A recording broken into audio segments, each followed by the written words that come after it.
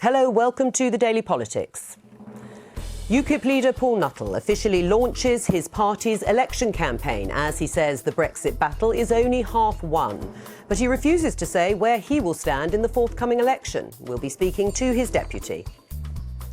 A man carrying knives is arrested on terror charges in the heart of Westminster. In separate incidents, police arrest 6 people in anti-terror raids in London and Kent.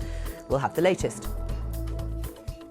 The Prime Minister accuses the EU of lining up to oppose the UK in Brexit negotiations after German Chancellor Angela Merkel says the UK had illusions about how tough the talks will be.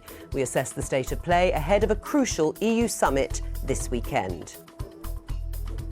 And it's been a while since we last had a dressed-down state opening of Parliament, so why will this year's Queen's speech be a low-key affair?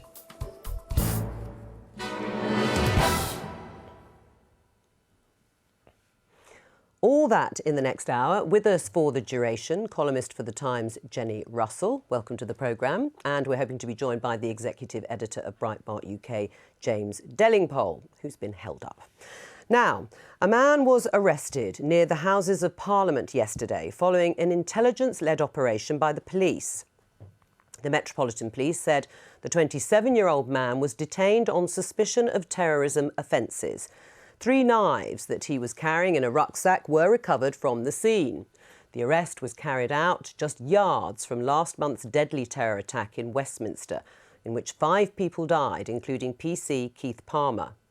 In a separate incident, police say they have foiled an active terror plot after a woman was shot during a raid on a house in northwest London last night. Several people have been arrested. Let's talk now to our Home Affairs correspondent, Danny Shaw. And Danny, take us through the operation last night.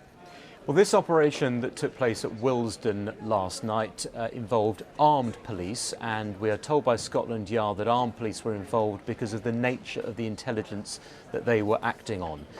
They used CS gas to enter a property believed to be a top-floor flat in Willesden, and during that raid, shots were fired and a woman was injured in the police shooting. She is in a serious but stable condition in hospital. Witnesses saying that she was led out and treated on the pavement in front of the property. She appeared to have a bandage on her arm and also on her stomach, though the extent of the injuries haven't been confirmed. She has not yet been arrested. She's under armed guard in hospital. 6 other people have been arrested, however. 3 of them women, 2 men and 1 16-year-old boy. One of the arrests took place in Kent. The others were all in or near the property. Police have confirmed that as a result of their actions, a plot believed to have been targeted at the UK has been foiled. A plot foiled as a result of the police actions in Willesden last night. Right, and Danny, we were just showing footage there that was taken by a witness to that police operation last night, taken on a mobile phone, just to explain to viewers. Now, unrelated, there has been another arrest, a man who was armed with 3 knives in Westminster. Tell us a bit more about that. Yes, this was a separate counter-terrorism investigation, again intelligence-led. What we understand is that this individual had been on the police security service radar for some time, and then police received some information believed to be from among the community raising concerns about this particular individual, and as a result he was stopped and searched in Westminster, very near to Parliament Square, yesterday, and as a result of that he has been arrested under counter-terrorism laws. At least three knives have been recovered. They were seen on the pavement being forensically examined yesterday, and the incident has been under control. 27-year-old man still in custody being questioned by police. So 2 incidents, unrelated, both intelligence-led, and according to police, both have been successfully contained. It comes, though, just weeks after the attack at the Houses of Parliament, in which several people, including PC Keith Palmer, lost their lives. People may be concerned and asking questions about an increase in what they see as terror-related incidents and crimes. I think some of these incidents that we're seeing have been going on, every week for the past couple of years. Police have been making arrests, carrying out operations. Some of them get more publicity than others do.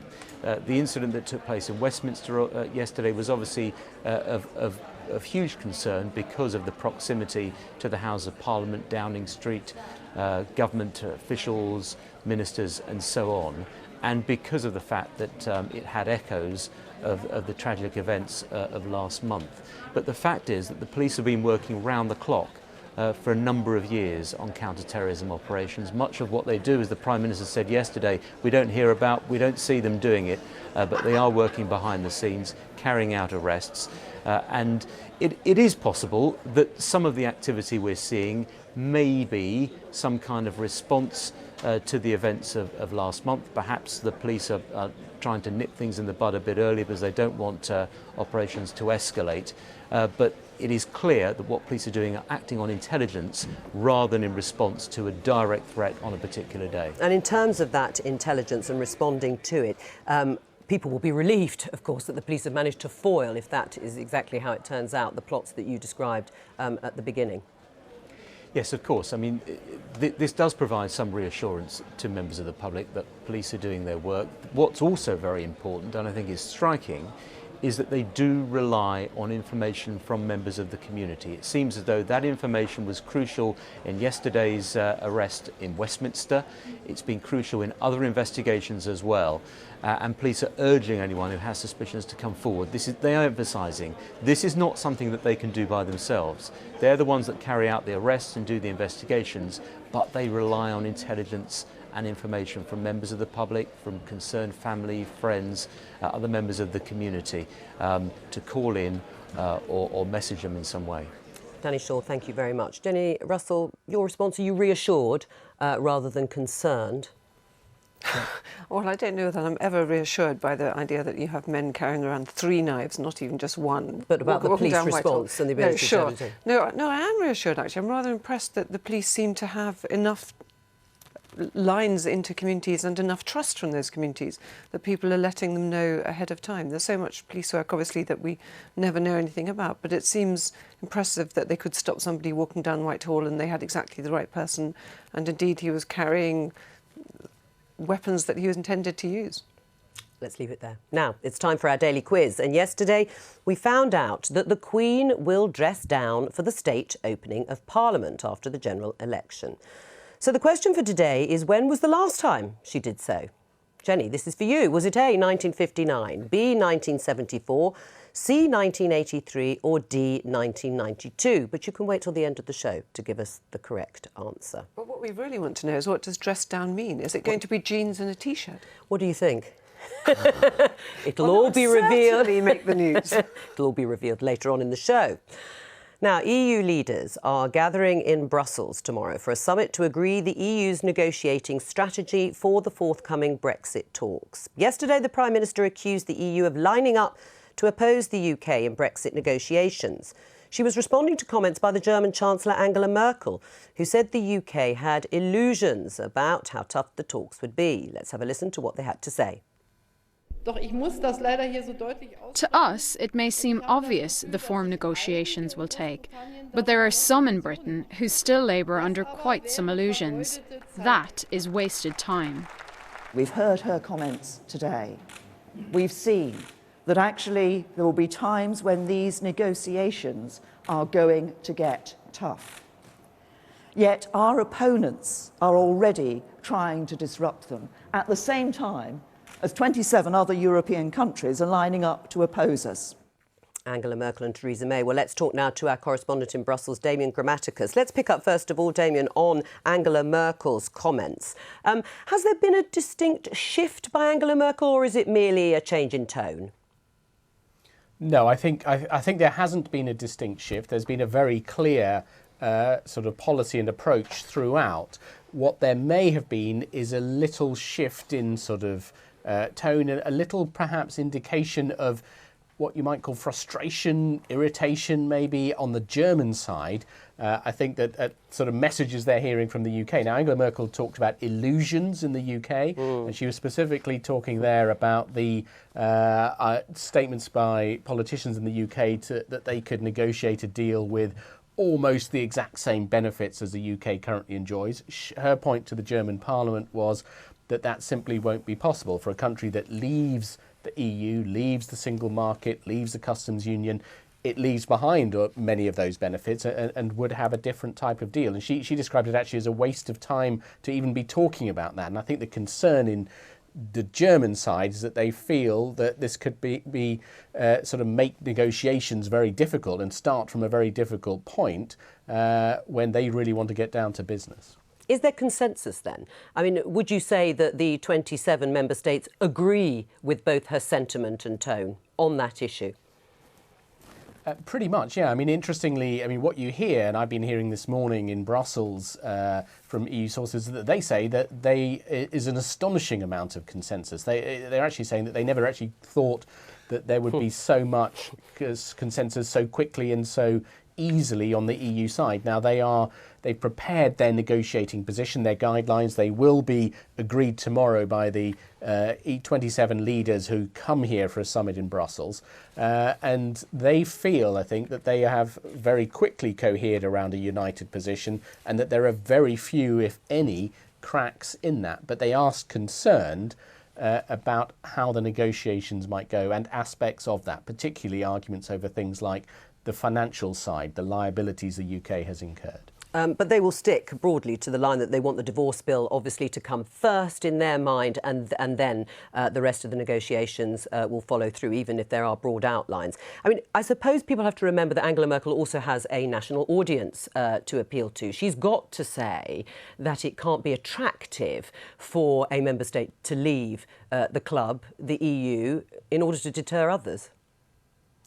That's true, but I think it would be a mistake to think that she's saying this because it appeals to a national audience. I think it's far closer to the EU position as we understand it, that this is simply the basis of their position, and that they will agree this and are very, very unlikely to shift from it. And on the subject that you were saying about the sequence, that's going to be very clearly laid out as well. This is one of the absolutely clear underlying principles that the EU27 have agreed and will lay out very publicly tomorrow, which is that there must be an agreement on the withdrawal. That means the amount that the UK has to pay to meet its obligations already entered into in the EU, citizens' rights, issues around the border with Northern Ireland, all of those things there must be progress on before any discussions about a future trade deal, and there won't even be a possibility to enter those future discussions until those first things are settled. Damian Grammaticus, thank you very much.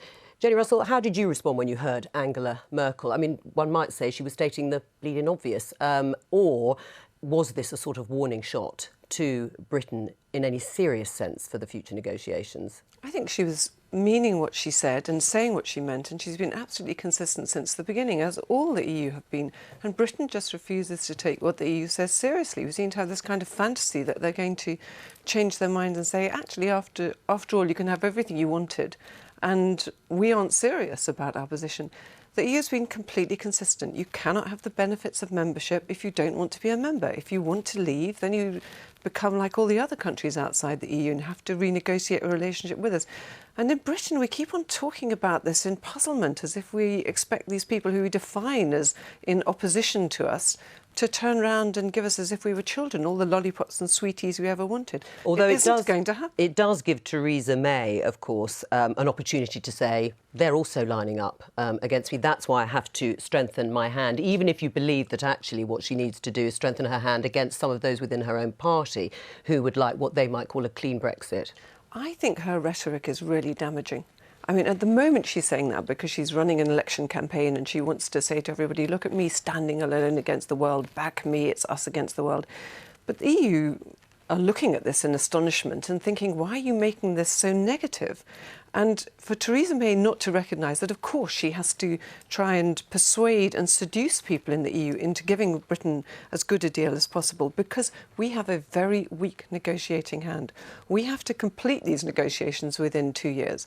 If we fall out of the EU without a deal, the people who will really suffer are the British and the British economy. It matters much more to us that we can get these negotiations done as smoothly and as quickly and effectively as possible than it does to the rest of the EU. Well, except, of course, those who are very much in favour of Brexit and perhaps a swifter Brexit would say the opposite. They would actually say the EU needs us, or certainly just as much in terms of future business, in terms of the sale and trade of cars and other manufacturing exports. But importantly, there will also be those who are in favour of a clean and a hard Brexit, whichever word you want to use, who will agree with Angela Merkel. That's why we should leave as soon as possible. And we can come out without a deal and go on to World Trade Organisation rules. Then our economy will really suffer. We'll have agricultural exports having to pay up to 40% in tariffs. There'll be 10% tariffs on the whole, on everything that comes into the country. We'll be paying tariffs on anything that we send to the EU. It'll be immensely damaging for the British economy. And our trade with the EU is much more important to us than it is to the EU as a whole. It's a much larger percentage of our economy. Although it's a half. diminishing amount, of course. But diminishing very little compared to everything else. We are foolish not to see that we are in a weak position and that we ought to be realistic about the fact that the EU is going to do exactly what it said right at the beginning. Let's leave it there. Now, the SNP leader, Nicola Sturgeon, says the election in Scotland is a straight fight between her party and the SNP. Ms Sturgeon has been campaigning near Glasgow this morning, prioritising public services and community investment. And she said that only her party can stand up to the Tories. The Conservatives, for their part, are campaigning on a message of opposing the SNP's bid for a second independence referendum. Well, joining me now from Edinburgh is the SNP MP, Tommy Sheppard. Welcome back to the Daily Politics. Tommy Sheppard, are you concerned about the latest polls indicating that you're on course to lose a number of seats to the Tories? Well, we know that throughout Scotland that this is going to be a battle between the SNP and the Tories, and we know that in some seats that it's going to be closer than others. But we relish the prospect of taking the battle to them and winning the general election in Scotland. Right. Well, how's this happened, though? How's this resurgence for the Conservatives happened? Bearing in mind, you always like to make the joke that there are more pandas in Scotland than there are Tory MPs. How has this happened when the SNP have been in government in Scotland? Well, the SNP have been in government for 10 years in Scotland and is more popular today than when we were elected 10 years ago. So why are the Tories set to win more seats? Well, if the Tories win more seats, it won't be very many. But let's be fair, Tory support in Scotland is probably back to where it was when Margaret Thatcher left office. There always have been Conservatives in Scotland. No one's ever said otherwise. What's changed in recent years has been the absolute collapse of the Labour Party, so that now we have a two-horse race in Scotland between the SNP standing up against austerity and for the rights of Scotland against a Tory government that's trying to do otherwise. Yes, but actually using those words that you've just spoken there, what does it say if after all the anti-Tory rhetoric, and you've talked about austerity, that actually the governing party, the Tories' presence in Scotland is going to grow?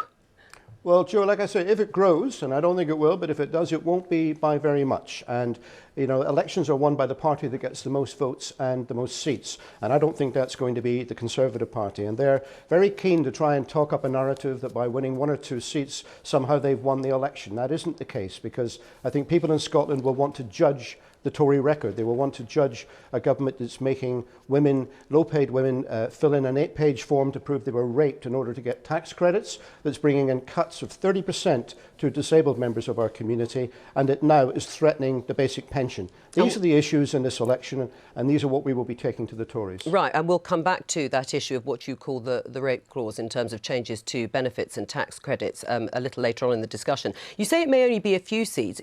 Predictions at the moment are 8 seats, so you can see why the Tories are going to flag it up as a massive victory for them, even if they're not obviously the largest party. Do you think that the chickens are finally coming home to roost for the SNP, as you say, after 10 years in power in Scotland? You've lost your majority in the last Parliament elections, and the only way is down.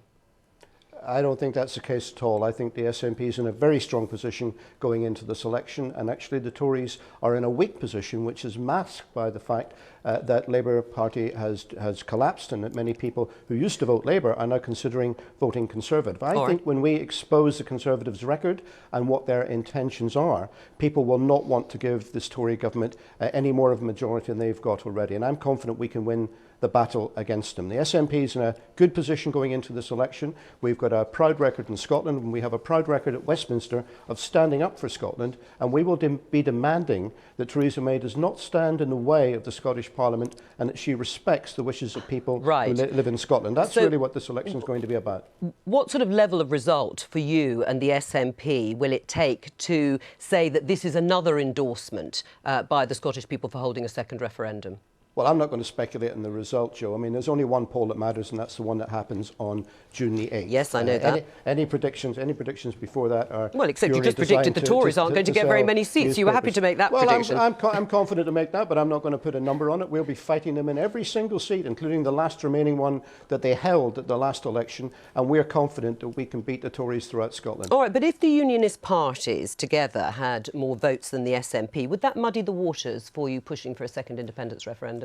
Well, I think this is why the Tories are banging on about independence, really, because, you know, as far as we're concerned, this election is not about a mandate for Scottish independence, nor indeed even a mandate for a referendum on Scottish independence. That mandate already exists, and the Scottish Parliament has voted. Is that because you're worried about the result of this election, so you're going to refer back to the last time? Not at all. It's a matter of where the appropriate decision should be taken, and whether or not to have a Scottish referendum should be a matter for the Scottish Parliament. And the Scottish Parliament has voted that in a couple of years' time, when the Brexit deal is known, then people in Scotland should be allowed a choice on that. And the reason why they reached that decision, Joe, was in large part because of Theresa May's refusal to consider any differential relationship post-Brexit in Scotland and to respect Scottish public opinion. Can I just get you to answer the question? This election will be a judgment on Theresa May's decision to try and block the Scottish Parliament. You've made that very clear, but can I just ask you to answer the question that if, because you've already made it clear you think you've got a mandate, and Nicola Sturgeon has said that, a mandate from the Scottish people for a second independence referendum. But if in this election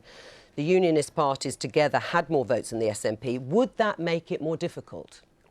No, I don't think so. The case for a second referendum is the mandate would have been diluted, wouldn't it? The decision has been taken by the Scottish Parliament, and what this election is about, in part, is a test and a judgment on whether Theresa May is right to refuse to listen to and discuss with the Scottish Parliament what the people of Scotland want. All right, but it's about so many other things as well. It is about the rape clause and about let's talk about that. No, let's talk about that because you raised it. It was raised in the House of Commons at Prime Minister's Questions.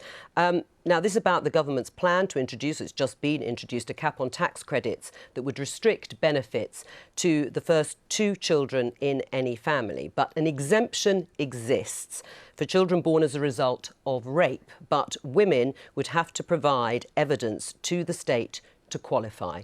What do you want to see happen, Tommy? Well, I want it scrapped, to be honest. I mean, you know, the government this was slipped out last year by George Osborne in the small print of his 2016 budget.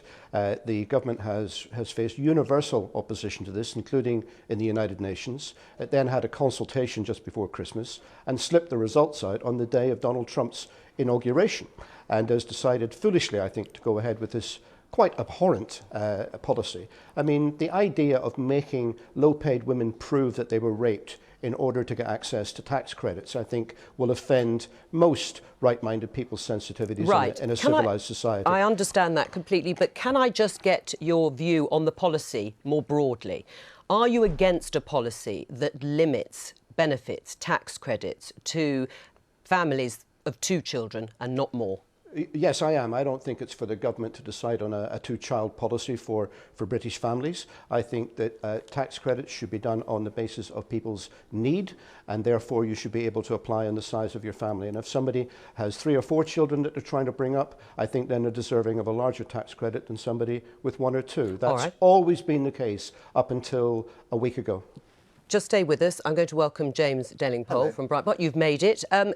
In response to what you've heard there from Tommy Shepherd on this, I mean, isn't this the problem with unforeseen or not thought through consequences of a benefits policy? I think this is the kind of low politics in which the SNP specialises, and I think it's why... Well, they didn't make up the clause. No, wait a second. It's why moderate people find something slightly repellent about the SNP and why they're probably going to be glad they're going to lose a few seats in the next election.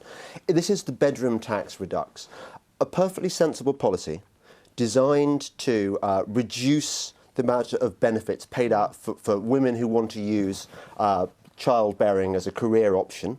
That's sensible. So what they obviously, somewhat foolishly as it turns out did, was introduce this clause whereby the third child, if you want to claim benefits for a third child, if you've been raped, it's been twisted by the SNP into being a really bad thing. But why is it being twisted? They can bandy about the phrase rape clause. Why is it being twisted? Well, hang on, Jose, because why is it being twisted? Why is it the case that you say it's women who want to bear children as a living? Why is it that the government did not think through properly when they are trying to limit and reduce benefits, which people may arguably say isn't going to stop that much more money being spent from the public purse, that they bring in something that people would find humiliating and degrading, which is to ask women to state in a paper how they've been raped? Because whoever introduced that clause reckoned without the malign cunning of the SNP. All right. Well, it was just designed to look after women who have been raped. It was meant to be kind, and instead it turned out to be abused. OK, Tommy Shepherd, malign cunning of the SNP. Are you not just focusing on this because you know it's very emotive, rather than actually the policy itself? No. I mean, and it's really quite shocking that they're defending this policy and then they're attacking people who criticise it. I should say, Joe, the criticism comes from right across the political spectrum, including many conservative people who are rightly. This does offend the sensitivities. The idea of forcing low-paid, hard-working women to fill in an 8-page form to prove they were raped in order to get access to tax credits should have no place in a civilised society. And if the government had any sense, they would just scrap it in the manifesto, make a pledge to review and get rid of it. And I think they would be applauded for that. All right. Well, Jenny Russell, what do you think? Should the government drop the whole policy then, as it would seem Tommy Shepherd is suggesting, in order that this, as they call it, rape clause, is also dropped? I don't have an easy answer to this. I think it's a very difficult situation because I think generally the idea that most people should only be able to get tax credits for 2 children would probably be electorally popular because there are a small handful of people who do have a large number of children. But it's wrong to say, as James does, that these tax credits only apply to people who are staying at home. Tax credits under universal credit are there to support people in low-wage jobs. And often people will end up having third children, not necessarily intentionally, but by accident. Now, the problem with this is that when you look at the form itself, it is absolutely bleak and horrifying to see in heavy type form to fill in if your child is as a result of rape or coercive control. It also raises all kinds of questions about what would the child themselves understand about their conception. Supposing you're a mother and this had happened to you, and you have 3 children, then your children realise that actually you're getting the money into your household for 3 children, when most people only get 2. You might not want any child to know that they were born as the result of such an incident. There's so many unpleasant ramifications of this that it seems to me that the government may have to pull back from this simply because it's so nasty. And it was very uncomfortable for Theresa May when she was asked about it at Prime Minister's Questions. Yes. Yeah, but this is the kind of sensitive liberal whataboutery, which is precisely why government will always expand, never retreat, because people will always say, well, what about this particular special case? What about that? I mean, the reason that this clause was introduced was to protect women who had been raped, not to sort of stigmatise all women. And if we're not going to enforce these rules, then, yeah, I mean, if the government doesn't have the courage to enforce them, then maybe they should not bother. And Tommy Shepherd, just before we finish on this subject, one of your MSPs said that the government was demanding that victims describe their trauma in detail to DWP, so the Department of Work and Pension civil servants. I mean, that isn't the case, is it? Just as a matter of fact, they will actually be speaking to a healthcare professional, a third party, if this policy is stuck to. Well, there's a very detailed form to fill in, but I mean, we come back to the basic point, Joe, that this is a disgraceful policy that the government should get rid of. I mean, let's not pretend that I'm opposing this because I'm some sort of bleeding heart liberal. This is a difference between people who believe in decency in our political system and people who do not. Tommy Shepherd, thank you very much. Now, we talked earlier about the EU's negotiating position on Brexit, and one party which will be paying careful attention to Theresa May's response is UKIP. But recently, its one MP, Douglas Carswell, left the party to sit as an independent, meaning that once again, UKIP has no representative in the House of Commons. And it heads into this election campaign after a turbulent few years. So let's remind ourselves. In 2014, UKIP won the European elections and their momentum continued during the last year of the coalition government, with Conservative MPs Douglas Carswell and Mark Reckless defecting to the party. But the 2015 election result was a mixed bag. Despite winning almost 4 million votes, the party returned only one MP. Nevertheless, the EU referendum was a high point for the party, the first major step in fulfilling its ultimate goal in politics. Years of tension between senior figures at the top of the party and several Nigel Farage resignations culminated in the election of Paul Nuttall as leader. With a Conservative government committed to Brexit, UKIP have been trying to carve out a role for itself in the post-referendum landscape. Mr Nuttall has had a long-standing ambition to supplant Labour in the north, and earlier this week the party outlined an integration agenda centred around a ban on full-face veils. The party says it will decide at local level whether to stand against long-standing Brexit backers like Kate Hoey. But the polls haven't been particularly inspiring for Mr Nuttall this week. The party has only breached 10% in one poll out of 5. Well, earlier today, Paul Nuttall set out his party's stall for the election on June the 8th. UKIP goes into this snap election determined to hold the government's feet to the fire on Brexit. We will act as the government's backbone in these negotiations. Indeed, if voters elect a UKIP MP, they can be sure it will be a true Brexiteer, someone who has campaigned all their political lives for a free, democratic and independent Britain. And we're joined now by UKIP's Deputy Leader, Peter Whittle. Welcome back to the Daily Politics. Will you be standing in this election? Yes, I will. Yes. Where are you going to stand? Do you know, I'm actually not sure yet.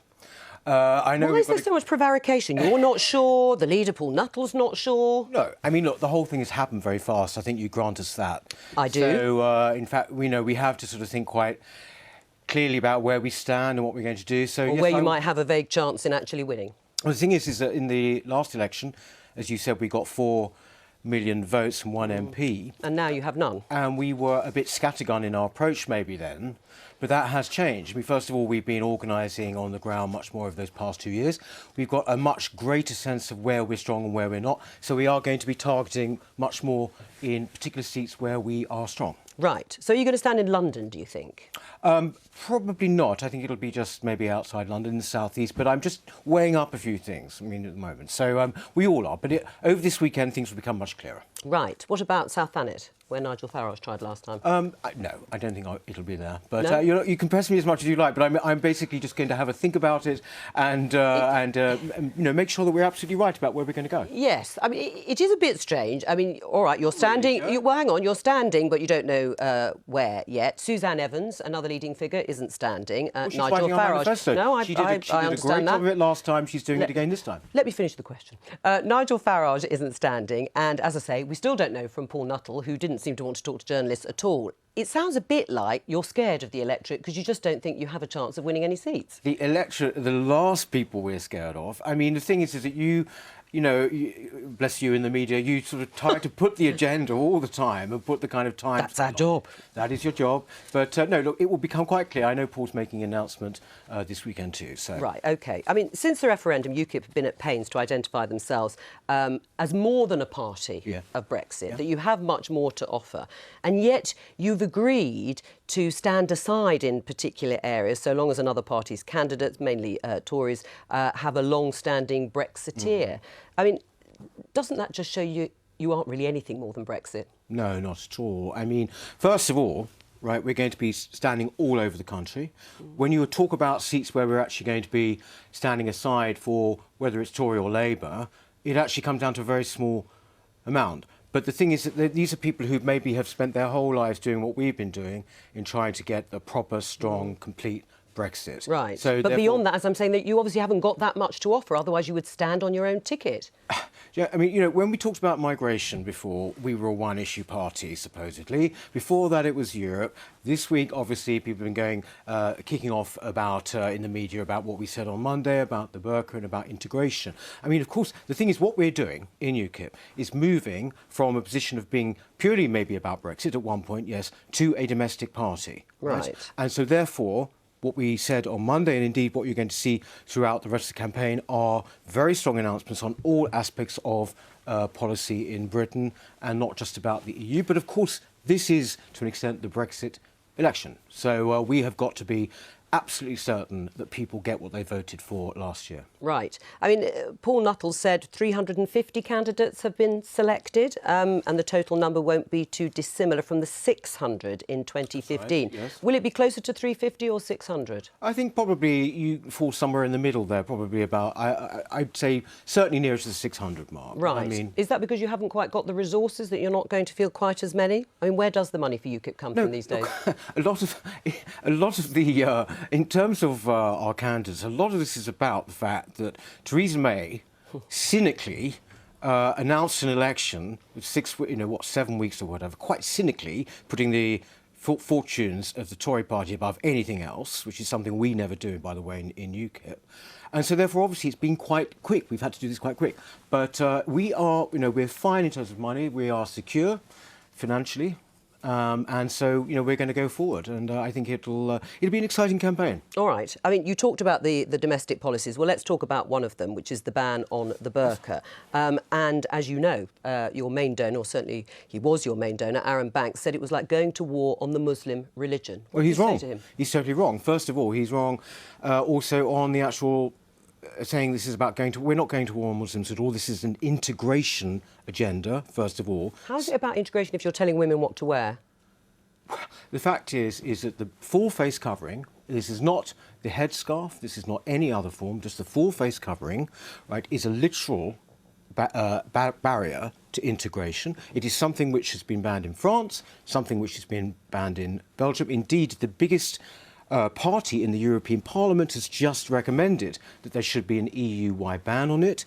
There is a growing public unease about this. And the fact is that also it's a real living symbol of female subjugation. And it's amazing that, when it's actually put forward that this is something which, we're telling women what to wear.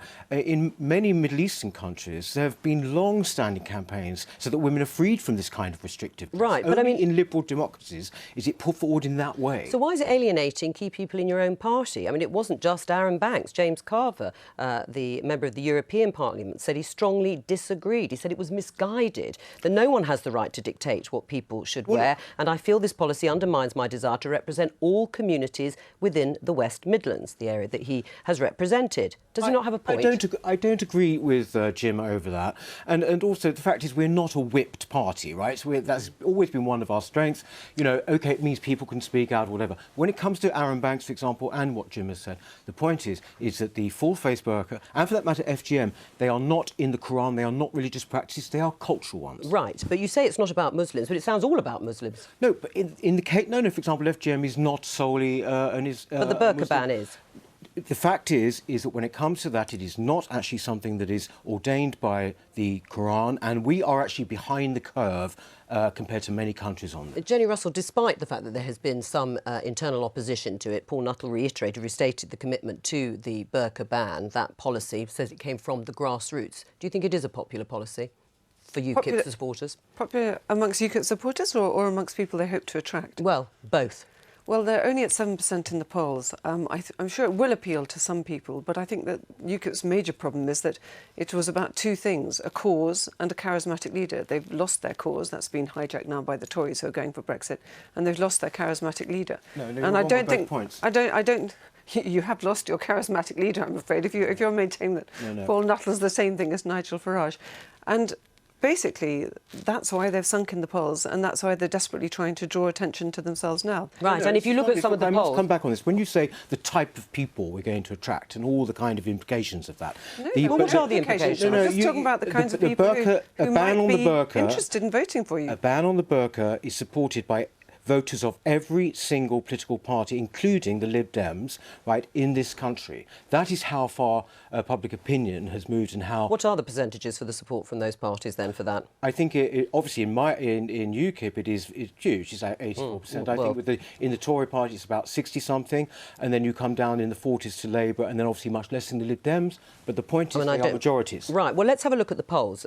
Jenny has raised them. I mean, even the Lib Dems are now ahead of you. It does look as if this election is going to be where UKIP crashes and burns. No. No. Look, 7%. The Lib Dems are on 10%. Yes, I know, but look, we've got 6 weeks to go. I'm very, I'm very touched by your face still in the polls after all the things that happened last year. But we've actually... They still get most of the polls right over periods of time. It's true they have had some key ones that have been wrong in the past. What do you think, though, as the sort of chances of success for UKIP? I mean, all right, let's put the polls aside for once. But looking realistically, Nigel Farage has gone. As we know, Paul Nuttall is the new leader. There had been a huge amount of turbulence. Brexit, it seems it's happening. And so what is the point? I would dearly love to see one or two UKIP MPs rather, in Parliament, partly to hold the Theresa May's feet to the fire, as they say, and partly to talk about issues that the Conservatives are not addressing at the moment, like social cohesion.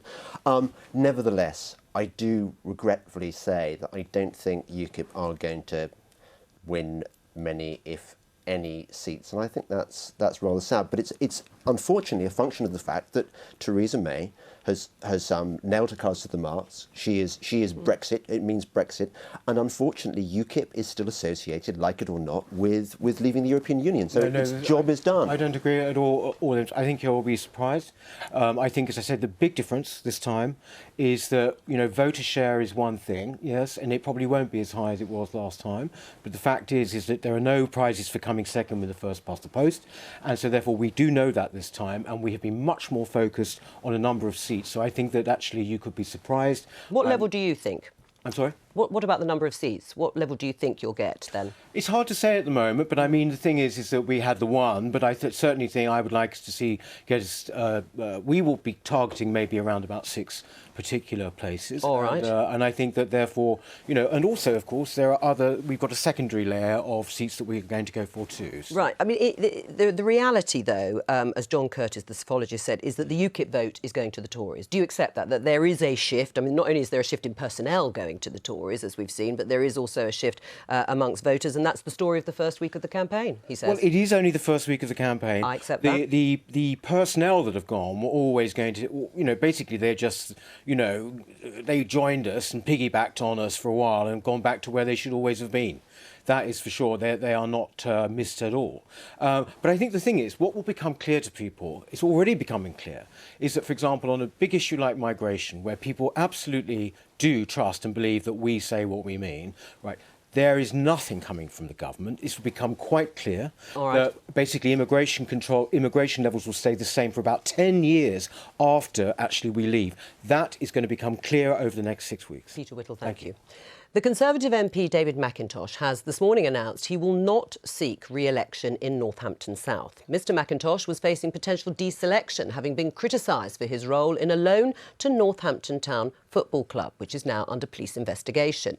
Mr McIntosh has denied any wrongdoing. Joining us now from Norwich is the investigations editor for BBC East, Julian Sturdy. Thank you for coming on to the programme. So tell us about Mr McIntosh. Who is he?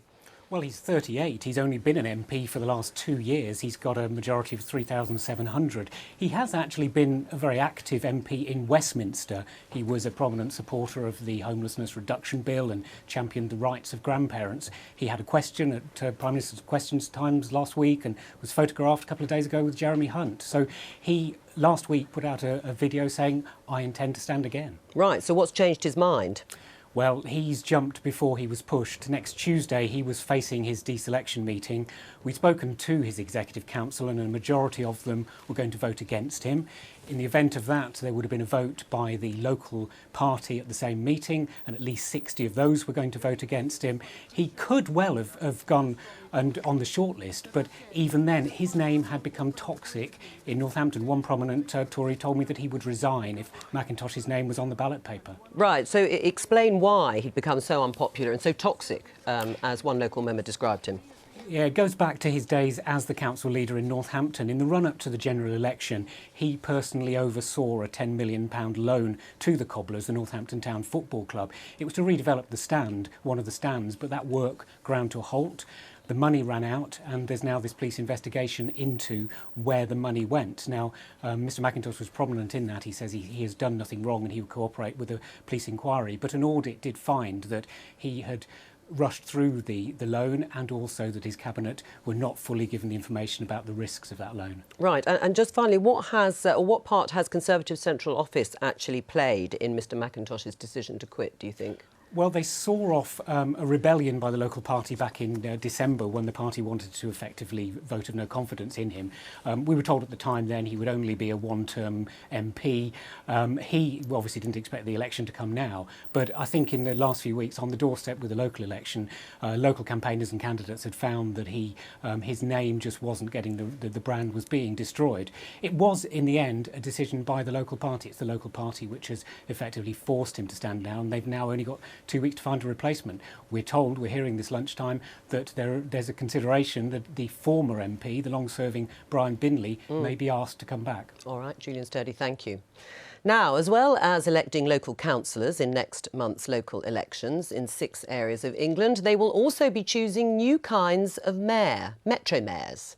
They don't just represent one city, but whole regions, as Jenny Coomer explains. Meet Hangus. He's a monkey and Hartlepool's football mascot. Oh, and 15 years ago, people here voted for him to run the council. But 10 years later, they dumped him. They had a referendum and decided to get rid of the whole idea of an elected mayor. But now, people here in Hartlepool will soon be getting one of the country's first regional mayors. That's because Hartlepool, together with 5 other councils, have joined forces to create the Tees Valley Combined Authority. So why are they doing this? Well, the government's told them that if they work together and have an elected mayor to lead on things like housing and transport, then they'll get more cash and power from central government. But do people here want a regional mayor? Money's tight. There's a lot of money that can be put to better uses, I think, than having a regional mayor. Are we doing it to satisfy Westminster? We can maybe use the money in better ways. I'll vote anything that'll be good for the town. I think a lot of the decisions will go with Middlesbrough, and I think it'll affect Hartlepool in a negative way, really. The idea is that these new metro mayors will bring growth to flagging economies and get people more involved in local government. But some academics argue there's a lot of hype and hope invested in these new roles. When we look at what these mayors are going to be doing, they're actually going to be making decisions for the first time in many respects on how we integrate the transport system in Greater Manchester, how it connects to the need for new housing in these areas, how it connects to the places where we see jobs. That's not currently happening in many parts of our cities. Some mayors preside over strongly performing economies. Other mayors provide over weakly performing economies. So it's very difficult to establish a relationship. Second key point, do mayors do high-profile mayors contribute to increased turnout at local elections? Again, very little evidence of that around the world. On the contrary, actually, declining turnout seem to be the order of the day. Despite the high-profile campaign of Hangus the monkey in Hartlepool, only a third of the electorate bothered to vote. If turnout is also low for the Metro Mayor elections, it could leave whoever wins the job facing questions about their legitimacy. Oh dear, head in hands. And we're joined now by Dr Jo Caseborn from the Institute for Government. Are they going to prove any more popular for people than the city mayors did when they were originally talked about and there didn't seem to be much support at all? No, well, these ones are a very different thing. So unlike being a mayor for a single local authority and not really having any power, which is why lots of people voted not to have a mayor when they had referendums previously, these ones are going to have real power and they're going to be kind of visible local leaders who are going to be accountable to local people. People are going to know who they are and know who's leading their area. Right, but is there evidence that people are willing for this to happen? I mean, people, when they're asked, you want more local government, tend to say no. Yes, I think when people feel that they're having an additional layer of government kind of being imposed upon them, then they're not keen. But if you look at the case of the Mayor of London, very few people in London would now argue that they don't want a mayor because they've seen real kind of positive changes to their lives in terms of transport and very many other issues as well. So I think you see the kind of sustainability of mayors over time as they get more power and deliver more for local people. Do you think people do actually understand, though, the concept of metro mayors, that they will have more power, and do they understand about the costs? I think there has been kind of less engagement with the public this time than we might have hoped, and the fact that we're going to have a general election so soon after the mayoral elections may mean there's kind of less turnout than we would have liked. But once people see the kind of things that people are campaigning about, so more powers over health and social care in Greater Manchester, these are issues that really impact people and impact people's lives. Do they convince you? Will they be a good thing? I don't know whether they will be a good thing, but I think they have the chance to be, and I'm very enthusiastic about it.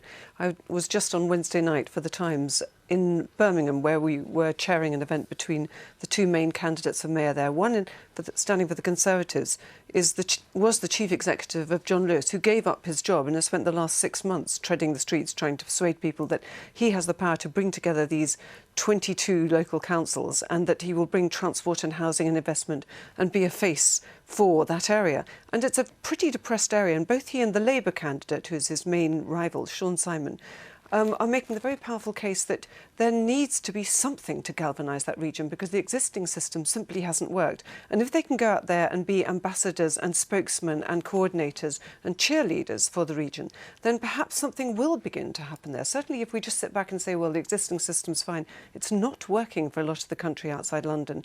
And it won't be very expensive in terms of, there isn't going to be much of an infrastructure going along with them. It's going to be more about the powers of bringing people together and talking up regions and working out strategies that suit everybody, not some little council area. And this would be proper devolution then, not just politicians at central governments saying, yes, devolution's a great thing, and then they don't actually give you the powers you need. I'd love to know how you're going to have this, this new powerful sort of branch of sub-government, which isn't going to cost lots of extra money. I mean, I'm very encouraged that we're attracting candidates of the calibre of the guy from John Lewis.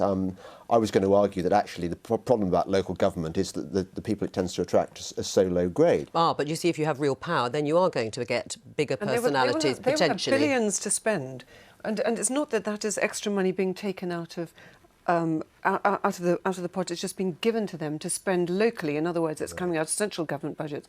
What I was saying was that the infrastructure won't be very expensive, and that's what people worry about. Absolutely. And I think we're seeing, you know, they're going to be really big, powerful political figures exactly by the kind of calibre of candidates. So perhaps career trajectories in politics are about to get more interesting as Westminster backbench MPs decide they'd rather be a mayor with real power, really doing things in a local place. Right. Which areas do you think they'll have the most impact, though, the Metro mayors? Well, Greater Manchester has been doing devolution for a lot longer than some of the other areas, and they've got more powers in their kind of devolution deal with government. So they're going to be able to work with health and social care locally to try and bring those systems together.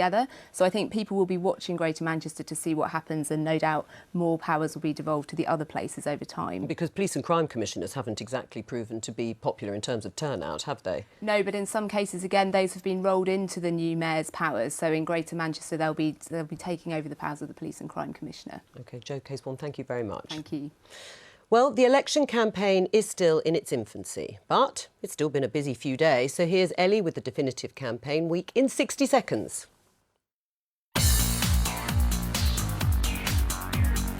In this first full week of campaigning, Jeremy Corbyn wasn't turning his back on core voters, making promises on housing, EU nationals and NHS staff. Tony Blair still thinks Labour's heading in the wrong direction and expects Theresa May to win. Meanwhile, she's been promising strong and stable leadership over and over again, which may be why it was the longest Prime Minister's questions ever. Boris Johnson went off that script and called Jeremy Corbyn a Islingtonian herbivore and muddle-headed mugwump or whatever. And no one knew what he was talking about, not least his sister, who announced she's joining the Lib Dems. A boost for Tim Farron, who had to sack one of his candidates, who he said was anti-Semitic. And then he earned his own hashtag, #SmellMySpaniel, when he said, well... You smell my spaniel, maybe. Elsewhere, the UKIP leader denied he thought he was a bit like Gandhi and insisted beekeepers would be exempt from their proposed ban on wearing of face coverings in public. And in Scotland, the party leaders have agreed to a leadership debate, and Nicola Sturgeon rode a motorbike.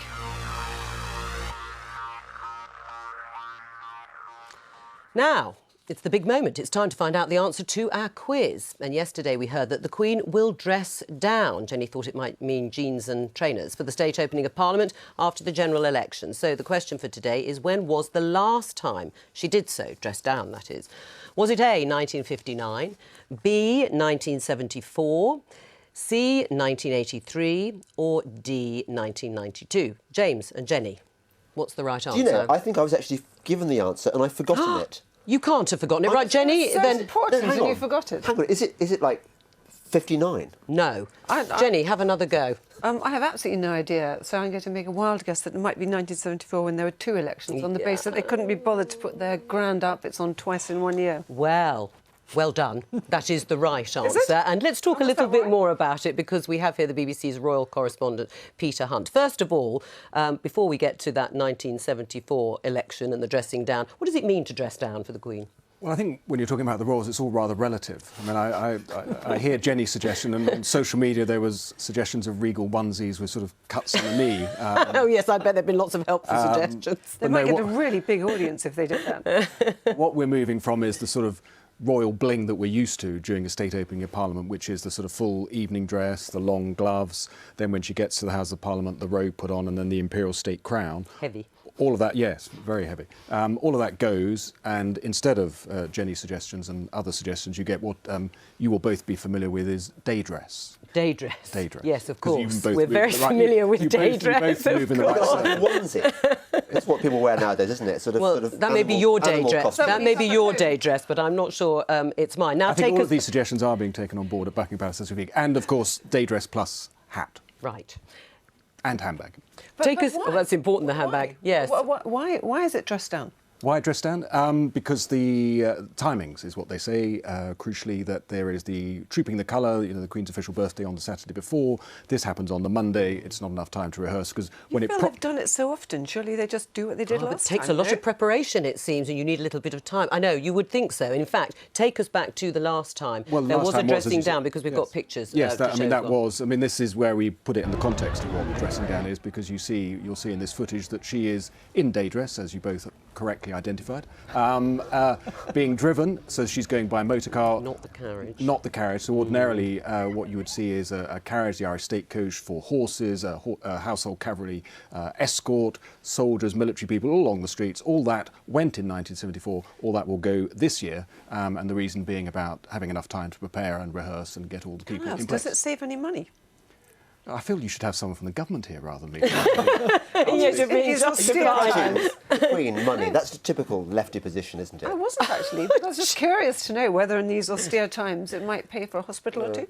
You're worse than John Humphrey. Now, of course, there were 2 elections in 1974, but this was at the first of them. And is that because it was also a snap Yes, it was. general It election? was the 28th of February, and then this was the 13th of March. And actually, at the time that the election was called, the Queen was in Australia. So she came back, dealt with this, and then carried on with her tour. Right, because how much time does the sort of royal household and everybody associated with the state opening need then? I mean, is there extensive rehearsal, even if you have done it numerous times? I think the key bit that needs to be rehearsed is not necessarily a woman who's 91 and has done it pretty regularly since 1952. I think the key bit is getting the personnel, as in the streetliners, the household cavalry, the horses, the carriages, all of those people in place. And of course, the other thing that people will observe is this has been rearranged for the Monday, which means that the Order of the Garter has gone. That's been cancelled. That's gone. Yeah. Because right. Andrew Neil of this parish, I see as a future member of the Order of the Garter. I can see that. You see that happening. Royalist, isn't he? Does it matter that she's dressing down? I mean, does it matter that we have dressed down state opening of Parliament? Will anybody mind? We wouldn't have even noticed if we had an expert telling us. I mean, look, are you sure? Would you not have noticed? She looks like the Queen still in that footage. Well, and that's the footage from 1974. Do you think it matters, Jenny? Does anyone mind? Funny enough, I hate to challenge James's preconceptions, but I rather like all the ritual in the flummery, and I think it's also very good for Britain's image. We've got almost nothing else left in these Brexit days except for look at our Queen, look at our ridiculous outfits, and people like it. Thank you very much for coming in your day dress. Next time we'll invite you in a different attire. That's it for today. Thank you to all of my guests, in particular to the 2 of you for being guests of the day. That's it from us. Have a very good day.